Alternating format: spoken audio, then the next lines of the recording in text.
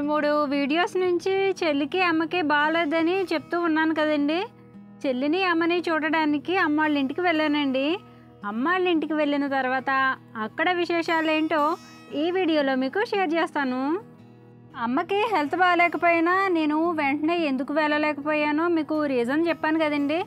అత్తయ్య కంటి ఆపరేషన్ చేయించుకుంది, అందుకే వెళ్ళలేకపోయానని. అయితే మా అత్తయ్య కంటి ఆపరేషన్ చేయించుకుందని మా ఆడపడుచు మా అత్తయ్యని చూడడానికి శనివారం వచ్చిందండి. ఎలాగో మా ఆడపడుచు వచ్చింది కదా అని బుధవారం వరకు మా ఆడపడుచుని మా ఇంటి దగ్గర ఉండమని నేను మా అమ్మ వాళ్ళ ఇంటికి వెళ్ళానండి. అయితే వెళ్ళే ముందు మా వాళ్ళకి టిఫిన్కి ఇబ్బంది పడకుండా పప్పు నానబెట్టి రుబ్బేసి ఇంట్లో ఎక్కడ సర్దే వస్తువుల్ని అక్కడ సర్దేసుకొని మా ఆడపడుచు వాళ్ళు వచ్చేసరికి మేము మా అమ్మ వాళ్ళ ఇంటికి వెళ్ళడానికి రెడీగా ఉన్నాము. ఇంట్లో నా పనులన్నీ అయ్యేసరికి ఆ రోజు సాయంత్రం 4 గంటలకి మా ఆడపడుచు వాళ్ళు కూడా వచ్చేసారు. వాళ్ళు వచ్చిన తర్వాత వాళ్ళకి తినడానికి మా వారు అరటికాయ బజ్జీలు స్నాక్స్గా వేశారు. మా వారు వేస్తుంటే మా ఆడపడుచు కూడా హెల్ప్ చేసిందండి. మా ఆడపడుచు పిల్లలకి రీసెంట్గా చెవిరింగులు కొందండి. అవి మీకు కూడా చూపిస్తాను చూడండి. మా ఆడపడుచుకి 3 అమ్మాయిలని చెప్పాను కదండి. అందులో 2 ట్విన్స్ అన్నమాట. ఏం కొన్నా ఇద్దరికి ఒకేలాంటివి కొంటుంది. చెవిరింగులు కూడా ఇద్దరికి ఒకేలాంటివి కొంది. ఈ చెవిరింగులు 2 గ్రాములటండి. ఇది చూసారా, నేనేదో ఫోటో తీస్తున్నానేమోనని అలానే ఉండిపోయింది. ఈ పాప పేరు శ్రవంతి అండి, పెద్ద పాప తిను. మా ఆడపడుచు వాళ్ళు వచ్చాక వాళ్ళతో 1 గంట స్పెండ్ చేసి మేము మా అమ్మ వాళ్ళ ఇంటికి బయలుదేరామండి. మా ఆడపడుచుని మా మేనకోడల్ని మా ఇంటి దగ్గర దింపేసి తర్వాత మా అన్నయ్య వెళ్ళిపోయారు. మా అన్నయ్య వెళ్ళిపోయిన తర్వాత మేము కూడా మా అమ్మ వాళ్ళ ఇంటికి బయలుదేరాము. ఆ రోజు మేము బయలుదేరేసరికి సాయంత్రం 5 అయిపోయిందండి. అమ్మ వాళ్ళ ఇంటికి వెళ్ళేసరికి నైట్ 8 అయిపోయింది.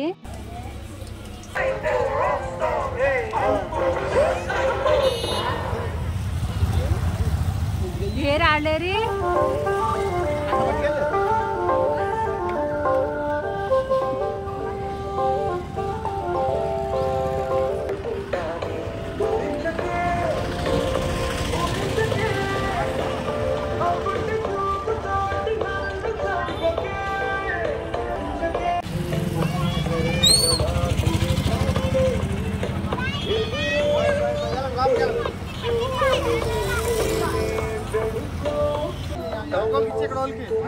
సరే bye Durga, bye bye bye bye bye bye.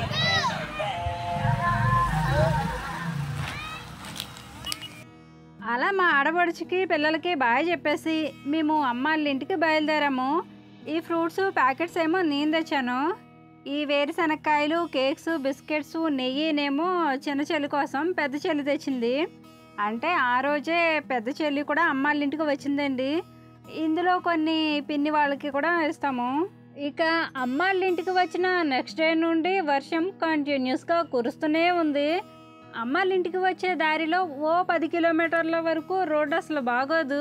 Road అంతా గుంతలుగా ఉండి బురదతో నిండిపోయి ఉంటుంది. మా బండి అయితే పొలంలో దమ్ము చేసిన ట్రాక్టర్లో అయిపోయింది. అల్లుడు గారి బండి అంతా పాడైపోయిందని మా అమ్మగారు బండి శుభ్రంగా కడిగేస్తున్నారు.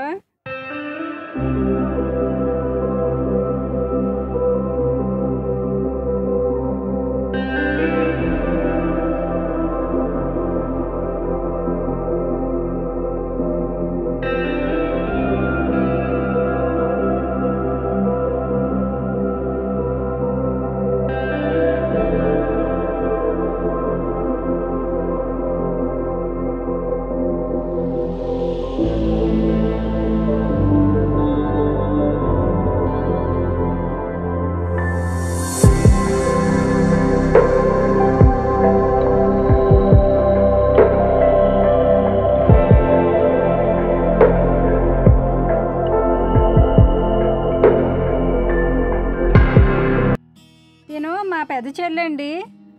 వీళ్ళు కూడా ఆ రోజు మధ్యాహ్నమే వచ్చారు. మా మరిదికి బాగాలేదని చెప్పాను కదండి, అందుకే వీళ్ళు కూడా లేట్గానే వచ్చారు. ఇప్పుడు మా మరిదికి బాగానే ఉందండి. అలాగే చెల్లికి బాగాలేదని అమ్మ హైదరాబాద్ నుండి చిన్న చెల్లిని తీసుకొచ్చిందని చెప్పాను కదండి. చెల్లి వచ్చి 10 రోజులు అయిపోతుంది. ఈ 10 రోజుల్లో చెల్లికి హెల్త్ బాగానే సెట్ అయిందండి. కాకపోతే చెల్లికి కొంచెం సెట్ అవుతుంది అనగా అమ్మకి టైఫాయిడ్ జ్వరం వచ్చింది. చెల్లికి హెల్త్ బాగాలేదని తనకి రెస్ట్ ఇద్దామని చెల్లిని తీసుకొస్తే మేము వెళ్ళేంత వరకు చెల్లికి హెల్త్ బాగాలేకపోయినా చెల్లి అమ్మకి చేయాల్సి వచ్చింది. ఇంట్లో పని చేసుకుంటూ అమ్మని చూసుకుంటూ తన పిల్లల్ని కూడా ఈ వారం రోజులు తనే చూసుకోవాల్సి వచ్చింది. చిన్న చెల్లికి చాలా సీరియస్ అయిందండి. బ్లడ్ అస్సలు లేదు. హాస్పిటల్ నుండి డిశ్చార్జ్ అయిన నెక్స్ట్ డేనే అమ్మ చెల్లిని తీసుకొచ్చింది. ఈలోగా అమ్మకి కూడా టైఫాయిడ్ జ్వరం వచ్చింది. నాకు ఫోన్ చేసి రమ్మని చెప్తే నా పరిస్థితి ఏమో రాలేని పరిస్థితి. ఎందుకంటే అత్తయ్య కంటి ఆపరేషన్ చేయించుకుంది కాబట్టి. పోనీ పెద్ద చెల్లి వద్దామా అంటే తన పరిస్థితి కూడా అలానే ఉంది. లక్కీగా ఆ టైంకి చిన్న చెల్లి కొంచెం రికవర్ అయింది కాబట్టి సరిపోయింది. లేదంటే పరిస్థితి వేరే లెవెల్లో ఉందన్నమాట. చిన్న చెల్లిని చూస్తే మీకు అసలు ఈ అమ్మాయి పేషెంటేనా అని మీకు డౌట్ వస్తుంది. పెద్దోళ్ళు ఓ మాట అంటూ ఉంటారు కదండి, చక్కని అమ్మ చిక్కిన అందమేనని. అలాగా చెల్లి చూడడానికి అలా ఉంది కానీ హెల్త్ పరంగా అయితే వీక్గానే ఉందండి. ఒకవేళ బాగాలేకపోయినా పుట్టింటికి వచ్చాక అక్కల్ని బావల్ని చూసాక కూడా ఎలా బాగోకుండా ఉంటుందండి. ఆ హ్యాపీనెస్కైనా జ్వరం గిరం అన్నీ పారిపోతాయి. ఇలా మేము ఎప్పుడో సంవత్సరానికో 2 సంవత్సరాలకి మాత్రమే కలుస్తూ ఉంటామండి. పెద్ద చెల్లి నేను లోకల్ వాళ్ళమే అయినా సంసార సాగరంలో మునిగిపోయి జీవితం అంతా ఉతుక్కోవడానికి కడుక్కోవడానికి వండుకొని తినడానికే సరిపోతుంది. మాలాంటి వాళ్ళ పరిస్థితి ఇలా ఉంటే ఇక చదువులు ఉద్యోగాలు చేసుకునే వారి పరిస్థితి ఇంకెలా ఉంటుందో అర్థం చేసుకోవచ్చు. మా ముగ్గురి అక్క చెల్లెళ్ళలో చిన్న చెల్లి నేను 90sలో పుట్టిన వాళ్ళమైతే పెద్ద చెల్లి మాత్రం క్రీస్తు పూర్వం పుట్టిందని చెప్పుకోవచ్చు. అంటే బయట ప్రపంచం గురించి సరిగా ఏం తెలియదండి. ఒకవేళ చెప్పినా అర్థం చేసుకునే అంత నాలెడ్జ్ కూడా ఉండదు. 0 సైజ్ మూవీలో అనుష్కలా చూడడానికి లడ్డులా ఉంటుంది కానీ బుర్రలో మాత్రం ఆవగించేంత తెలివి కూడా ఉండదండి. ఇంటి దగ్గర కోళ్ళు పెంచుకుంటూ తన సంసారం ఏదో తాను చూసుకుంటుంది. ఇక చిన్న చెల్లి అయితే అన్నింటిలోనూ యాక్టివ్గానే ఉంటుందండి. ఒక రకంగా చెప్పాలంటే నాకంటే 20% గ్రేటే తను. కాకపోతే నేను ఏదైనా ఎక్స్ప్రెస్ చేయగలను, తను చేయలేదు, అంతే తేడా. మిగతావన్నీ సేమ్ టు సేమ్. సింపుల్గా చెప్పాలంటే తను ఆల్రౌండర్ అనమాట. పరుగు పందెం కథలో కుందేలు పరిగెత్తినట్టు కాలం అంతా పరిగెడుతుంటే మా పెద్ద చెల్లి మాత్రం వంటింట్లో కుందేలులాగే ఉండిపోయిందండి. ఇది నిజమో కాదో ఈ సీన్ చూడండి. ఫోన్ కెమెరా ఎక్కడ పెట్టానో దాన్ని చూసుకోకుండా అక్కడికే వచ్చి పని చేసుకుంటుంది. ఇలాంటి సందర్భాల్లోనే మన పెద్దవాళ్ళు ఓ మాట అంటూ ఉండేవాళ్ళు, గుడ్డి ఎద్దు వచ్చి చేలో పడ్డట్టని. అలా ఉంటుందన్నమాట మా పెద్ద చెల్లితోని. ఎలా ఉన్నా కానీ తన సంసారం విషయంలో మాత్రం తోటికోడల సినిమాలో జేసుద్ గారిలాగా అన్నీ చక్కగా చేసుకుంటుందండి. ఇక చిన్న చెల్లి విషయానికి వస్తే నేను ఎంత చెప్పినా జ్యువెలరీస్కి, శారీస్కి, డ్రెస్లకి చాలా డబ్బులు వేస్ట్ చేసుకుంటుంది. తను ఉండేది సిటీలో కాబట్టి పులిని చూసి నక్క వాతలు పెట్టుకున్నట్టు మా చెల్లి కూడా లేనిపోని ఖర్చులు పెట్టుకుని అవసరం వచ్చినప్పుడు డబ్బులు లేకుండా చేసుకుంటుంది. కాకపోతే తను కూడా ఖాళీగా ఉండదులేండి. బ్యూటిషియన్ నేర్చుకొని పార్లర్ పెట్టుకుంది. ఫ్యాన్సీ ఐటమ్స్, శారీస్ కూడా పెట్టుకొని చిన్న షాప్ పెట్టుకుంది. రీసెంట్గా టైలరింగ్ కూడా నేర్చుకుందిలేండి. ఎప్పుడైనా హైదరాబాద్ వెళ్ళినప్పుడు మీకు కూడా చూపిస్తాలేండి. కానీ సామాన్యులు ఎంత సంపాదించినా ఈ రోజుల్లో బ్రతకడం చాలా కష్టం కదండి. రైలు బండి నడిపేది పచ్చ జెండా అయితే బ్రతుకు బండి నడిపేది పచ్చ నోటే అన్నట్టు అంత డబ్బుమయం, జగమంతా డబ్బుమయం. మన ఆడవాళ్ళకి శారీస్ పిచ్చి, జ్యువెలరీస్ పిచ్చి ఎక్కువే కదండి. మా చిన్న చెల్లి ఎప్పుడైనా వచ్చినప్పుడు తన బట్టలు సర్దుకునేటప్పుడు మా పెద్ద చెల్లి, మా పిన్ని ఏదో కోటిలో షాపింగ్ చేసినట్టు మా చెల్లి జ్యువెలరీస్ కలెక్షను, శారీస్ కలెక్షను చూసి ఎంజాయ్ చేస్తారు. ఇది వరకు అయితే మా చెల్లి మా అందరి కోసం ఏవో ఒకటి తెచ్చేది. కానీ ఇప్పుడు పిల్లల స్కూల్ ఫీజులు, ఇంటి అద్దెలు, సంసార బాధ్యతలు ఎక్కువైపోయి తనకే కష్టంగా ఉంటుంది. ఇక మాకేం చేస్తుంది? కనీసం తను కొనుక్కున్నవన్నా చూసి కళ్ళకి కనువిందు చేసుకుంటామన్నమాట.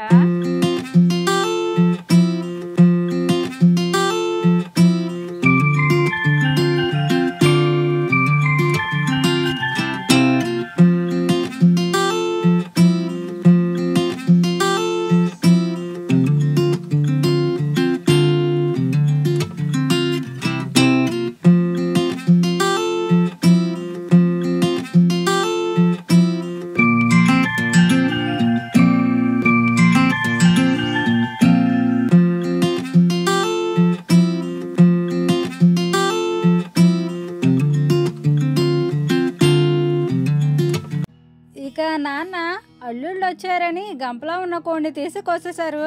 పెద్ద అల్లుడు అంటే ఏదో ఒక టైంలో మాటి మాటికి వస్తూనే ఉంటారు, కానీ చిన్న అల్లుడు అస్తమాను రారు కదా అని మా అమ్మగారు కూర కోసం కోడిని రెడీ చేస్తున్నారు.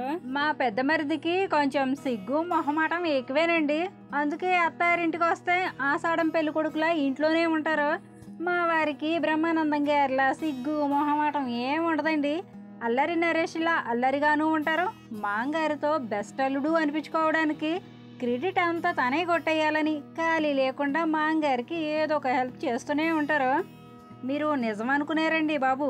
మేము ఇక్కడ వ్యవసాయం చేస్తాం కాబట్టి ఇక్కడ ఎక్కువగా ఉండడం వల్ల అలవాటైపోయి మా వారు ఫ్రీగా ఉండగలుగుతారు. అంతేనండి, అంతకు మించి ఏమీ లేదు. తల్లిదండ్రులు చేసిన పుణ్యమే పిల్లల్ని కాపాడుతుందని అంటూ ఉంటారా? నిజమేనండి.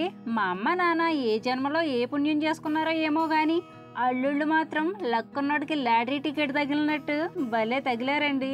మాకు కష్టం వచ్చినా కన్నీళ్ళు వచ్చినా మా ముగ్గురి అక్క చెల్లెళ్ళని పువ్వుల్లో పెట్టుకుని చూసుకునే శ్రీవార్లు వచ్చారు. మేము కష్టాల్లో ఉన్నామని మాకు సహాయం కావాలని ఏనాడు మేము మా అమ్మ వాళ్ళని ఇబ్బంది పెట్టలేదు. చాలామంది ఆడపిల్లలు అత్తింట్లో అనే మాటల్ని తట్టుకోలేక వాళ్ళు పెట్టే బాధ భరించలేక పుట్టింటికి వచ్చి బాధపడే వాళ్ళు ఉన్నారు. పెళ్ళైన ఇన్నేళ్లలో ముగ్గురులో ఏ ఒక్కరం కూడా ఏడుస్తూ పుట్టింటికి ఎప్పుడూ రాలేదండి. హ్యాపీగానే వస్తాం, హ్యాపీగానే వెళ్తాం. కాకపోతే చిన్న చెల్లి లవ్ మ్యారేజ్ చేసుకోవడం వల్ల కొన్ని ప్రాబ్లమ్స్ని ఫేస్ చేయాల్సి వస్తుంది. అయితే చెల్లికి హెల్త్ బాగాలేదని చెప్పాను కదండి. చెల్లి ట్రీట్మెంట్ కోసం చాలా ఖర్చు అయింది. ఆ ఖర్చు అంతా మా మరిదే పెట్టుకున్నాడండి. మా అమ్మ వాళ్ళని ఒక్క రూపాయి కూడా అడగలేదు. ఇవ్వాలని ఉన్న అమ్మ వాళ్ళు ఇవ్వలేని పరిస్థితి. మరి వీళ్ళ పరిస్థితి చూసి ఆ భగవంతుడే ఇలా మంచి అల్లుళ్ళు వచ్చేలా వరమిచ్చాడో ఏమో కానీ ఈ విషయంలో ఆడపిల్లల తల్లిదండ్రులుగా అమ్మవాళ్ళు చాలా అదృష్టవంతులు.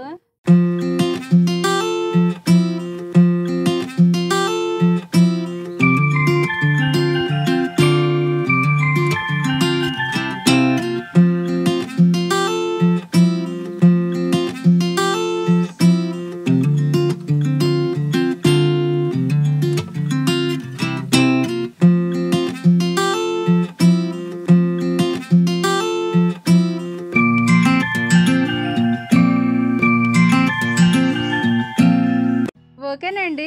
ఆ రోజు చెల్లి కోసం మా అమ్మ కోసం చారు దొండకాయ పచ్చడి చేసి మా కోసం నాటుకోడి పులుసు వండుకున్నాం. అమ్మ మేము వెళ్ళిన 2 రోజుల వరకు కొంచెం నీరసంగానే ఉంది, కానీ తర్వాత అమ్మకి కూడా జ్వరం తగ్గి బాగానే ఉందండి. అమ్మ వాళ్ళు వంట అసలు ఈ గదిలో చేసుకోరండి. ఇంటి వెనుకున్న వంటగదిలో చేసుకుంటారు, లేదంటే పుల్లల పొయ్యి మీదే చేసుకుంటారు. వర్షం వస్తుందని మేమే గ్యాస్ పొయ్యి స్టవ్ ఈ గదిలో పెట్టుకొని చేసుకుంటున్నాం. లేదంటే మాటి మాటికి వర్షంలో తడాల్సి వస్తుంది. ఎంత భారీ వర్షం కురిసినా వర్షాకాలంలో ఇంట్లోకి వర్షం రాకుండా ఇంట్లో తినడానికి అన్నీ ఉంటే ఏ టెన్షన్ లేకుండా దుప్పటి కప్పుకొని వెచ్చగా పడుకోవచ్చు. మాకైతే ఇంట్లోకి వర్షం రాకపోయినా మేము చేసే వ్యవసాయం మాత్రం నష్టపోయినట్టేనండి. అయితే ఇళ్ళు పొలాలు కూడా మునిగిపోయి తినడానికి తిండి కూడా లేకుండా వరదల్లో చిక్కుకొని ఈ వర్షాలకి చాలామంది చాలా కష్టాలు ఎదుర్కోవాల్సి వచ్చింది. వారితో పోల్చుకుంటే మేము అదృష్టవంతులమనే చెప్పాలి.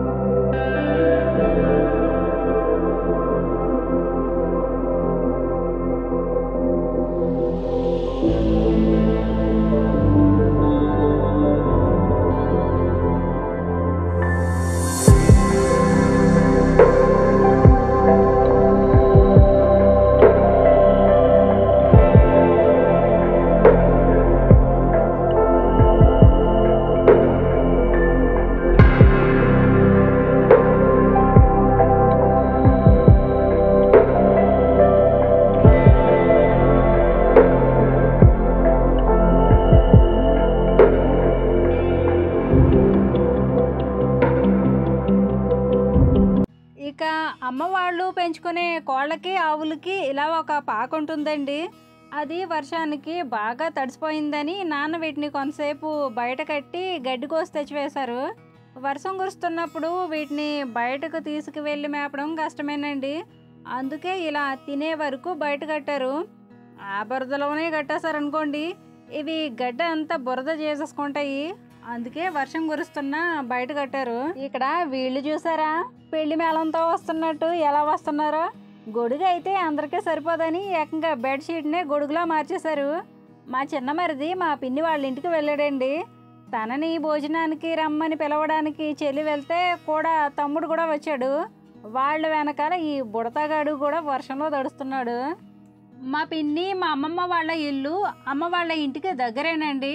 మేము ఇక్కడ ఉన్నంతసేపు వాళ్ళేమో మా ఇంటికి వస్తూ ఉంటారు, మేమేమో వాళ్ళ ఇంటికి వెళ్తూనే ఉంటాము. ఈ పిల్లలేమో వర్షంలో తడవద్దని గూట్లో పెట్టి కప్పెట్టినా తాడుతో కట్టిపెట్టినా అసలు ఆగట్లేదండి. పైగా చెల్లి వాళ్ళ పిల్లలకి ఇక్కడికి వస్తే కొంచెం ఫ్రీడమ్ ఉంటుంది. పెద్దమ్మలు పెదనాన్నలు అమ్మమ్మ తాతయ్య మామయ్యలు అందరూ కనిపిస్తూ ఉంటారు కాబట్టి వాళ్ళకి ఇష్టం వచ్చినట్టు ఆడుతూ పాడుతూ తిరుగుతూనే ఉంటారు.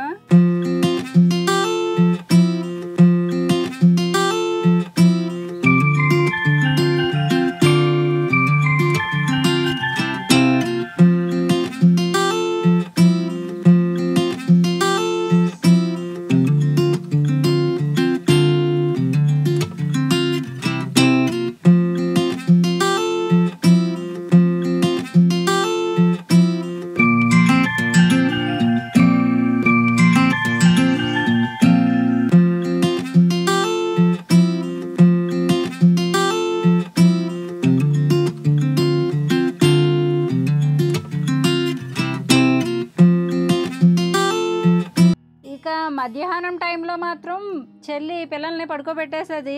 వీళ్ళు పడుకున్నప్పుడే మాకు అసలైన తుఫాన్ తగ్గినట్టు ఉండేదండి. పిల్లలున్న ఇంట్లో అల్లరి మామూలుగా ఉండదుగా. నేను ఈ వర్షం టైంలో ఇక్కడ ఉన్నానే కానీ నా మనసంతా మా పిల్లల మీదే ఉండేది. వర్షానికి ఎలా ఉంటున్నారో ఏంటోనని. స్కూల్ ఉంటుందేమోనని తీసుకురాలేదు. తీరా వచ్చాక తుఫాన్ కారణంగా స్కూల్కి సెలవు అన్నారు. లేదంటే ఈ పిల్లలతో పాటు సిరి నాని కూడా ఎంజాయ్ చేసాను. మేము వెళ్ళిన ఆ 2 రోజులు వర్షం మాత్రం అలా కురుస్తూనే ఉండేది. వర్షం ఇలా కురుస్తూనే ఉన్నప్పుడు వేడివేడిగా వండుకొని తినడం తప్ప ఇక ఏం చేస్తామండి. మధ్యాహ్నం నాటుకోడి పులుసు వండుకొని తిన్నాము. సాయంత్రం ఏమో చెల్లి తెచ్చిన వేరుశనక్కాయలు ఉడకబెట్టుకొని తిన్నాము. ఇక చెల్లి అమ్మ ఎలా ఉన్నారో ఏంటోనని హడావిడిగా వచ్చేసాను కానీ భగవంతుడి దయ వల్ల ఇద్దరు బాగానే ఉన్నారండి. ఓకేనండి.